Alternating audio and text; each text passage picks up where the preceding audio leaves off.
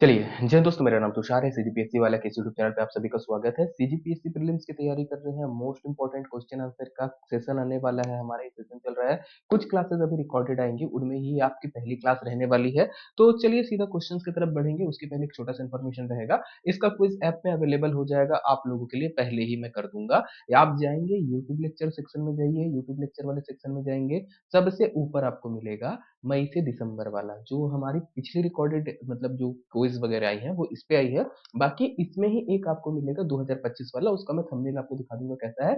तो यहाँ पे जैसे आप जाते हैं, सबसे नीचे में आप जाएंगे, बाय नाउ करेंगे और आप ऑनलाइन पेमेंट करके ले सकते हैं। आपको एटलीस्ट अप्रैल से दिसंबर वाला या मई से दिसंबर वाला और जो 2025 वाला, ये दोनों लेना है। 2025 वाले में हमारी क्विज भी आएंगी, पीडीएफ भी आएंगी, उसमें ग्रुप चैट भी अवेलेबल है। तो अगर आपके कोई डाउट होते हैं या कोई भी चीजें होती हैं, वहां पे आप वो चीजें पूछ सकते हैं, आपस में शेयर कर सकते हैं। और 2025 वाले की लाइफ टाइम वैलिडिटी, आप एक बार परचेज करोगे वो 100 महीने तक रहने वाला है मिनिमम। ओके, चलो क्वेश्चन की तरफ बढ़ेंगे। जैसे पहला क्वेश्चन आता है, क्वेश्चन बेसिकली पूछ रहा है अर्थ के आधार पर संज्ञा के भेद कितने होते हैं। ये हिंदी व्याकरण का क्वेश्चन है, इसमें ऑप्शन है 3, 4, 5 या 6। तो करेक्ट आंसर क्या आएगा? अर्थ के आधार पे अपने को ध्यान रखना है, संज्ञा के 5 भेद होते हैं। बड़ा कंफ्यूजन रहता है, आपका उत्पत्ति के आधार पे पूछ देता है, अर्थ के आधार पे पूछ देता है, तो थोड़ी सी चीजों को ध्यान से करिएगा। चलिए, दूसरा आता है, आपके संविधान की प्रस्तावना में पंथ निरपेक्ष शब्द कब जोड़ा गया था? पंथ निरपेक्ष वाला क्वेश्चन आ चुका है ऑलरेडी। इसमें सेक्युलर वर्ड आता है, हर साल ये जो है कहीं ना कहीं चर्चा में रहता है। ओके, और ड्यूरिंग इमरजेंसी आया था, तो कई बार इस पे ये भी क्वेश्चन उठता है कि ये क्या लीगल था या नहीं था। ओके, तो करेक्ट आंसर इसका ध्यान रखिएगा, 42वां संविधान संशोधन है जिसमें प्रस्तावना में परिवर्तन हुआ था। पहली बार आप ध्यान रखोगे, एक ही बार हमारे संविधान की प्रस्तावना में चेंज हुआ है, और वो चेंज क्या था? आपकी प्रस्तावना में समाजवादी, पंथ निरपेक्ष और अखंडता, ये 4 वर्ड जोड़े गए थे। ओके, चलिए नेक्स्ट क्वेश्चन की तरफ बढ़ते हैं। किस समिति में राज्यसभा का प्रतिनिधित्व नहीं होता? ये कॉन्स्टिट्यूशन में अगर हम बात करेंगे ना, तो जो अलग अलग संसदीय समितियां बनती हैं, उनमें से आपको बताना है किस समिति में आपका राज्यसभा का प्रतिनिधित्व नहीं होता। मतलब क्या? राज्यसभा का कोई भी मेंबर नहीं गया रहता है। ऑप्शन है आकलन समिति, लोक लेखा समिति, सार्वजनिक उपक्रमों की समिति, या इनमें से कोई नहीं। तो करेक्ट आंसर आपका आएगा ऑप्शन ए, आकलन समिति। ओके, फिर नेक्स्ट क्वेश्चन हमारे पास क्या आता है, पंचायतों और नगरीय निकायों को स्थानीय स्वशासन या प्रशासन का संवैधानिक दर्जा कब दिया गया था? तो जब इस टाइप का क्वेश्चन आएगा ना कि संवैधानिक दर्जा कब मिला है, तो 1993 ध्यान रखना है। यहाँ पे आपको 2 संशोधन ध्यान रखने रहेंगे, 73वां और 74वां। 73वां हुआ था पंचायती राज के लिए, और 74वां जो है आपका हुआ था नगरीय निकाय के लिए। अभी छत्तीसगढ़ में जो है पंचायतों के और नगर निगमों के चुनाव भी होने वाले हैं। मे बी जब तक ये वीडियो आप लोगों को मिलेगा, हो सकता है उसकी घोषणा हो गई हो या आगे पीछे रहेगा। ऑलरेडी अभी तक क्या हो गया है, अभी तक आपका नगरीय निकायों में किस प्रकार के आरक्षण हो रहे हैं वो सारी चीजों की बात हो गई है। तो करंट पे वो चीजें भी हम लोग करेंगे। ओके, तो चलिए आगे बढ़ते हैं नेक्स्ट क्वेश्चन में। आपको बताना है 1837 में जेम्स प्रिंसेप ने देव नाम प्रिय देव नामक राजा का हवाला दिया था। ये राजा कौन थे? ओके, तो जेम्स प्रिंसेप एक प्रकार से बोल सकते हैं आर्कियोलॉजिस्ट है, उनको कुछ मिला है ना, कुछ लेख मिले जिसपे एक राजा के बारे में बोला गया कि वो देव नाम प्रिय दस्ती थे। ओके, तो ये कौन राजा था? मौर्य काल की बात कर रहा है, ये कोई और नहीं है, आपका अशोक है, याद रखिएगा। सम्राट अशोक को देव नाम प्रिय भी बोला गया है। ओके, इसके अलावा आप श्रीलंका वगैरह के उसमें जाएंगे तो 99 भाइयों का हत्यारा भी बोलते हैं। जो श्रीलंका का इतिहास है उसमें बताया जाता है अशोक को कि 99 भाइयों का ये हत्यारा रहा है। ओके, चलो आते हैं मथुरा कला में मूर्तियों को बनाने के लिए किसका प्रयोग होता था। ये थोड़ा आर्ट का है और हिस्टोरिकल बैकग्राउंड है। तो मथुरा कला में ध्यान रखिएगा, मूर्तियों को बनाने के लिए लाल बलुआ पत्थर का प्रयोग किया जाता था। ओके, चलो, राज्य का सबसे छोटा जिला, छत्तीसगढ़ की बात करें, सबसे छोटा जिला कौन सा है? अगर आप मुंगेली लगाएंगे तो गड़बड़ होगा, दुर्ग लगाएंगे तो गड़बड़ होगा, नारायणपुर लगाएंगे तो गड़बड़ होगा। जो डाटा अपने पास अवेलेबल है उसके अकॉर्डिंग आपका एमसीबी जिला रहेगा। ओके, चलो, फिर क्वेश्चन आता है, चीनी यात्री वेन सांग जो है छत्तीसगढ़ पे आगमन जब किया था, उस समय दक्षिण कोसल का शासक कौन था? Who was the emperor during the visit of Hiuen Tsang? Okay, Durgaraj, Manmatra, Purushottam Dev, Pravar Raj, या फिर महाशिवगुप्त बालार्जुन? ध्यान रखना, आपका करेक्ट आंसर क्या होगा यहाँ पे? महाशिवगुप्त बालार्जुन। एक काम करिएगा, मुझको ये बताइएगा ये शासक किससे पराजित हुआ था। ओके, ये क्वेश्चन हो सकता है आउट ऑफ द बॉक्स हो जाए, तो आपको ये बताना रहेगा कमेंट के अंदर कि महाशिवगुप्त बालार्जुन ये किससे पराजित हुए थे।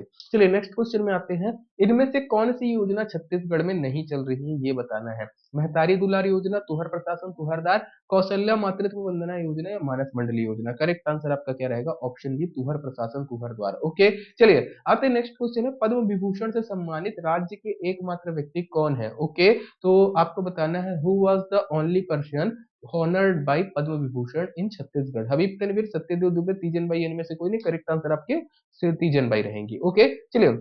राज्य प्रशासन की अवधारणा में किस शासन की व्यवस्था पाई जाती है, ये आपको बताना है। राज्य के प्रशासन की बात कर रहा है ना, तो यहाँ पे जब भी बात आएगा आपका करेक्ट आंसर क्या हो जाएगा, संघात्मक या फेडरल स्ट्रक्चर। ये ध्यान रखिएगा, हिंदी में आपका संघात्मक, फेडरल और यूनियन दोनों का मीनिंग आता है, बट दोनों में अंतर होता है, तो फेडरल अपने को ध्यान रखना रहेगा। फिर नेक्स्ट क्वेश्चन है, इनमें से कौन सा छत्तीसगढ़ का वृहद औद्योगिक क्षेत्र नहीं है? तो करेक्ट आंसर आपका आ जाएगा तिफरा। ओके, कमेंट पे ये बताएंगे ये कौन से जिले में अवेलेबल है। चलिए नेक्स्ट क्वेश्चन में आते हैं, जनजातीय विवाह नृत्य में कौन सा शामिल है? कौन सा ऐसा नृत्य है जो जनजातियां करती जनरली शादी के टाइम पे? करेक्ट आंसर आपको दमनच दिख रहा होगा, लगा देना, बारात में लोग दम लगा के नाचते हैं, है ना, ये आपको मिलेगा पहाड़ी कोरवा में। सबसे भयानक नृत्य बोलते हैं, याद रखिएगा। ओके, चलिए नेक्स्ट आते हैं, मराठा शासक बिंबाजी भोसले की मूर्ति इनमें से किस मंदिर प्रांगण में लगी हुई है? तो यहाँ पे आपको करेक्ट आंसर क्या मिलेगा, ऑप्शन सी, राम टेकरी मंदिर रतनपुर। रतनपुर में राम टेकरी का मंदिर इन्होंने ही बनाया था। तो राम टेकरी मंदिर में आप भगवान के सामने देखोगे ना, तो एक व्यक्ति की मूर्ति है जो हाथ जोड़ के खड़े हैं, वही आपके बिंबाजी भोसला है। ओके, चलो, मयूरा जलप्रपात या फिर जिसका नाम तामड़ा घूमर है, ये कहाँ पे है?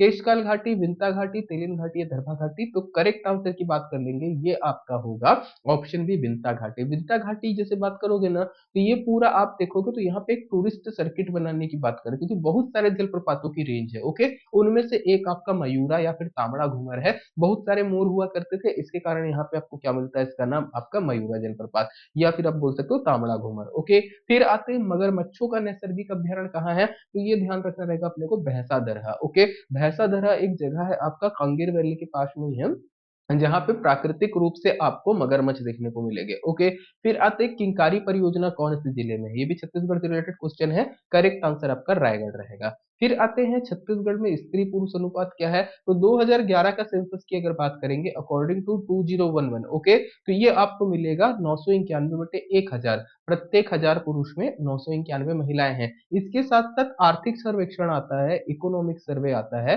उसमें भी हर साल आपको डाटा देखने को मिलेगा, कई बार सिमिलर रहता है, कई बार अलग रहता है। ये आपको कहाँ पे मिल जाएगा, जननांकिकी करके एक टॉपिक रहता है उसमें। ओके, मतलब census I think last chapter रहता है वो, उस पे एक बार और भी आप लोग क्या करेंगे, देखेंगे, क्योंकि कभी कभी ऐसे हो सकता है पूछ दे कि आर्थिक सर्वेक्षण के अनुसार बताइए, या फिर 991 अनुपात 1000 नहीं दिखा है तो आपको चेक करना पड़ेगा। फिर ये भी आता है कि 6 से कम साल की उम्र में बताओ कितना है, क्या है। ओके, चलो आते हैं, फिर आता है, सामत सरना का मंदिर कौन से संभाग में मिलेगा? तो करेक्ट आंसर आपका ऑप्शन बी रहेगा, सरगुजा। ओके, फिर है, कमल सिंह का विद्रोह किस क्षेत्र से संबंधित था? ये भी छत्तीसगढ़ का इतिहास में है, आपको ध्यान रखना रहेगा, सारंगढ़। सारंगढ़ रियासत से ही रिलेटेड है कमल सिंह का विद्रोह। फिर क्वेश्चन क्या है, राजनांदगांव मिल मजदूर आंदोलन निम्नलिखित में से किस वर्ष नहीं हुआ है? तो राजनांदगांव मिल मजदूर में आपको ध्यान रखना टोटल 3 बार हुआ है ना। प्यारेलाल सिंह की जी के नेतृत्व में, ठाकुर प्यारेलाल सिंह जी के नेतृत्व में तीनों बार आंदोलन हुआ है। अगर बात करेंगे किस साल नहीं हुआ है, तो आपका 1930 में नहीं देखने को मिलेगा। ओके, फिर आते हैं, बिरकोनी औद्योगिक क्षेत्र कौन से जिले में है? करेक्ट आंसर आपका ऑप्शन ए रहेगा, महासमुंद। ओके, चलो, छत्तीसगढ़ की नदियों में से किसका उद्गम छत्तीसगढ़ में हुआ है? इंद्रावती तो आपकी ओडिशा से निकलती, कालाहांडी पहाड़ी। ओके, शबरी की भी बात करेंगे तो ये भी बाहर से ही निकलती है, बाघ नदी छत्तीसगढ़ से है, और सोंदूर नदी जो है ये भी आपका ओडिशा से निकलती है। तो इंद्रावती, शबरी और सोंदूर, ये तीनों आप देखोगे ओडिशा से है, जबकि बाघ नदी जो है वो छत्तीसगढ़ से निकलती है। सपोज अगर ये छत्तीसगढ़ का मैप है, तो छत्तीसगढ़ से निकल के ये महाराष्ट्र की तरफ जाती है। ओके, चलिए, इनमें से कौन से अभ्यारण्य में सांपों की अधिकता है? मतलब कहाँ पे आप जाओगे आपको सांप देखने को मिलेगा? यहाँ पे पक्का ऑप्शन आपको बादल खुल देगा, क्योंकि जसपुर में, और जसपुर में तब करा है ना, तो ये पक्का आपके पास रहेगा, बट ये ऑप्शन आपका करेक्ट नहीं होगा। करेक्ट आंसर आपका होगा बारहवा पारा। ओके, ये ध्यान रखिएगा, ये भी कमेंट करके बताएंगे। मैं 3 क्वेश्चन आप लोगों को बोल रहा हूँ कमेंट करके बताने के लिए, ये कहाँ पे है ये आप बताएंगे। ओके, चलिए नेक्स्ट क्वेश्चन अपने पास है, टसर रेशम किस क्षेत्र में मिलता है? देखो अपने पास टसर है, मलबरी है, ईदी है ना, इस तरीके के अलग अलग प्रकार के रेशम निकलते हैं। तो टसर रेशम एक इंपॉर्टेंट रहेगा, ये आपको मिलेगा बस्तर में। जनरली सफेद कलर के, या फिर आप बोल सकते हो सुनहरे कलर के, 2 प्रकार के आपको रेशम के देखने को मिलेंगे। ओके, चलिए, छत्तीसगढ़ में प्राचीन कला केंद्र बताइए कौन सा था? रतनपुर, सिरपुर, मल्हारी और उपरोक्त सभी? तो करेक्ट आंसर आएगा कला के मामले में रतनपुर, सिरपुर और मल्हारी, ये तीनों आपके प्राचीन कला के केंद्र हैं। ओके, फिर आता है मलिक मकबूजा कांड का संबंध किससे है, तो ये एकदम बेसिक है, ये बार बार अगर क्वेश्चन आता है ध्यान रखिएगा, वृक्षों की नियम विरुद्ध कटाई से रिलेटेड है। ओके, चलो, असहयोग आंदोलन के दौरान किसने विधानसभा से त्याग पत्र दिया था, अब बात करेंगे 1920 के आसपास की बात होती है। ओके, एग्जैक्ट डेट आप एक बार चेक करिएगा। तो यहाँ पे क्या होता है ना, जब असहयोग आंदोलन चला था, गांधी जी बोले सब वकील जो है वकालत छोड़ दो, जो स्कूल टीचर में पढ़ाते हैं वो स्कूल छोड़ दो, जो स्टूडेंट अंग्रेजी स्कूल में पढ़ते हैं सब छोड़ दो, है ना। तो इसमें कौन था जिसने विधानसभा से त्याग पत्र दिया था, तो अपने को ध्यान रखना रहेगा, थैंकर जी, कौन, कल्याण जी मुरारजी थैंकर। ओके, चलो, मतदाता की आयु 21 वर्ष से 18 वर्ष किस वर्ष संविधान संशोधन द्वारा की गई थी, ये बताना है। ओके, पहले लोग जो थे ना 21 साल के जब तक आप नहीं हो सकते थे तब तक आप वोट नहीं दे सकते थे, फिर सरकार ने इसको घटाया और बोला कि अब 18 साल से भी कम आयु के लोग जो है, मतलब 18 साल तक की आयु के लोग वोट दे सकते हैं, जो 18 साल से ऊपर है, मेरी बात को ध्यान से समझिएगा, इनकेस अगर आप 18 साल के हो गए आप वोट दे सकते हो। तो ये 61वां संविधान संशोधन विधेयक था, ध्यान रखिएगा, 61st constitutional amendment Rajiv Gandhi के टाइम पे हुआ था। ओके, चलो, किस वर्ष भारत ने G20 सम्मेलन की सम्मान वो की थी, मेजबानी की थी। ओके, की और करेगा ही लिखा है, एक्चुअल में कर चुका है भारत ने, तो करेक्ट आंसर आपका रहेगा G20 के लिए 2000 हमारा 23 में हुआ था, अभी 2024 वाला ब्राजील में हुआ है, और 2025 वाला आप कमेंट करना कहाँ पे होगा। ओके, चलिए, हार्मोन शब्द का नामकरण किसने किया था, हार्मोन आप लोग जानते हो ना, छोटे छोटे हमारे शरीर में एक तरीके से केमिकल्स होते हैं जो हमारे बॉडी के अंदर हमारे इमोशंस को या हमारे बॉडी चीज को चेंज करते हैं।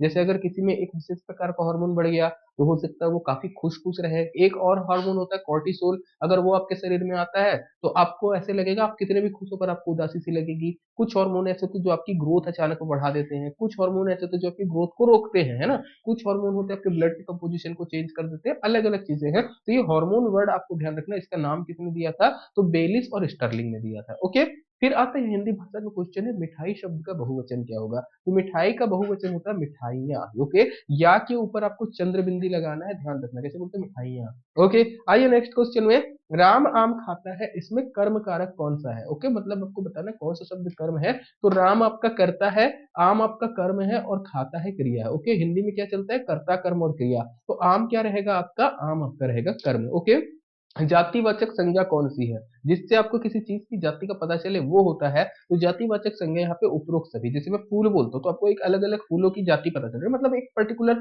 आप समझ सकते हो, गुलाब हो सकता है, गेंदा हो सकता है ना, इस तरीके का। मैं अगर बोलूँ गेंदे का फूल तो वो व्यक्तिवाचक संज्ञा है, बट अगर मैं फूल बोलता हूँ तो वो जातिवाचक है। वैसे ही फल बोलता हूँ तो आम, केला, करेला, आपको सब समझ में आ रहा होगा। आदमी अगर बात करते तो आपका कितना बड़ा है, 80 साल का है, भारत का है, पाकिस्तान का है, सब आ जाते हैं। ओके, तो एक ग्रुप की बात करें जातिवाचक पकड़ सकते हो। ओके, पर्टिकुलरली जहां पे जाति समझ में आए। वाक्य की सबसे न्यूनतम इकाई क्या होती है, तो वर्ण होती है। जैसे अगर देखो वर्ण क्या है आपका, जैसे मैंने बोला व, फिर यहाँ पे आ, क, ये आपका यहाँ पे 4 वर्ण है। ओके, तो ये आपकी क्या होती है, न्यूनतम इकाई। वर्ण के बाद आपका बनता है अक्षर, अक्षर के बाद बनता है शब्द, और उसके बाद आता है पद। ओके, चलिए नेक्स्ट आते हैं, ये कोई नया काम नहीं है, इसमें किस प्रकार का सर्वनाम है। ओके, तो यह बात कर रहा है, ये कोई नया काम नहीं है, यह किस प्रकार का सर्वनाम है, तो ये निश्चयवाचक होता है, ध्यान रखिएगा।